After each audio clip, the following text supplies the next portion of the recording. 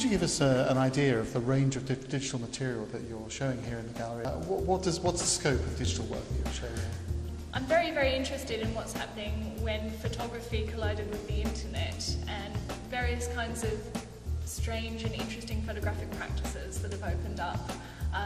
We have people uploading millions of photos to Flickr every day, sharing them on Instagram. There's now a camera inside every mobile phone. So we're really interested in the way in which photography is both changing in its dissemination and the way we share it, but also changing other kinds of practices. Exhibiting digital work obviously involves a degree of investment in technology. What were your principal considerations when you were looking at what to choose, and what were the characteristics you were particularly looking for? Not many galleries have permanent digital displays for work in them. So I was very much thinking about, well, what can we do with the space downstairs? We didn't want a television stuck in the wall down there. So I was really interested in looking at all the different kinds of screen technologies which have changed dramatically in the last 10 years. And for me, it really needed to be something that was specifically screen and not projector-based, because the projector takes it back to cinema and other sorts of traditions and doesn't really reflect the way in which images surround us in the city on these screens. So when looking for a video wall technology, I was very interested in how we can actually cover the wall with the screens, and so it stops being a picture frame but actually a surface on which images appear and disappear.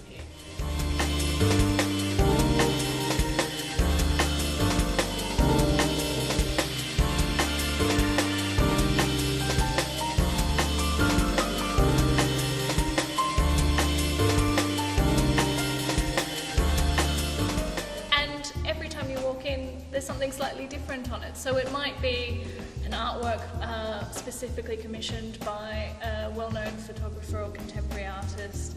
Another time it might be images from popular culture that have populated the web. Other times it might be a slideshow. So the screen gives us amazing flexibility, but also the possibility for the audience to be surprised every time they walk into the gallery. When choosing the technology for the gallery, what were your principal considerations? I was really interested in the way in which the screens can support photography and not video or other kinds of medium. So I was very interested in questions about the aspect ratio and how images, whether they be archival or high resolution images, look on the screens. So this was a really important concern, and one I was quite full of trepidation about when I went out and looked at what was out there on the market. So how did you arrive at the decision to invest in Sharp's high brightness screens? Well, we did a lot of research. We went to an amazing warehouse where we saw all sorts of different screen technology side by side, and when we saw the Sharp screens we were immediately hooked.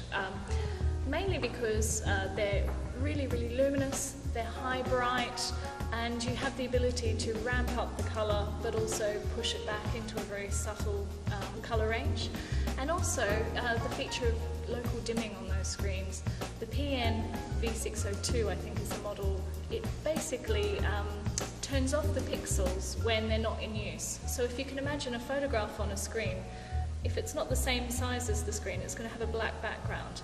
And that black background is completely dark, completely matte. It kind of recedes from the image. So it doesn't matter whether I have an 8:8 ratio image or a 16:9 image, because the background always recedes and the image comes forward as very luminous and very engaging in that way. Did you feel you had to make any compromises in your screen choice? Well, because I had my heart set on these 60-inch screens, it sort of limits the layout, because I had a certain kind of wall, and what normally would happen is you do a 3x3 video wall layout, which is very much what you'd see in other kinds of contexts. But because I only had a certain amount of space, I ended up with a 4x2 portrait video wall. But actually I think that works better because it responds more to the history of photography and medium format photography rather than the history of cinema and television. So why did you choose the high brightness option from Sharp? Well, we looked at two options from Sharp, the one with the high brightness and without, and actually looked at photographs on them. And the high bright creates this kind of wonderful sense of contrast. The blacks are really black, the colour is very vibrant, and for our opening show on the animated GIF, which are highly saturated images that flash on the screen, it looked fabulous. But at the same time, when you want to do more subtle work, they're flexible enough to handle the gradations of skin tone and other kinds of content that you'd want to play.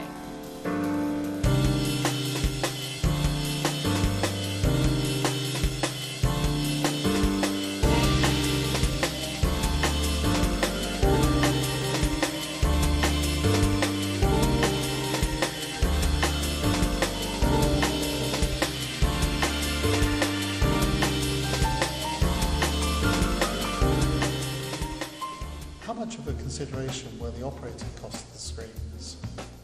Well, the gallery is a charity, so you can imagine that our budgets are very, very important in terms of expenditure and investments in technology.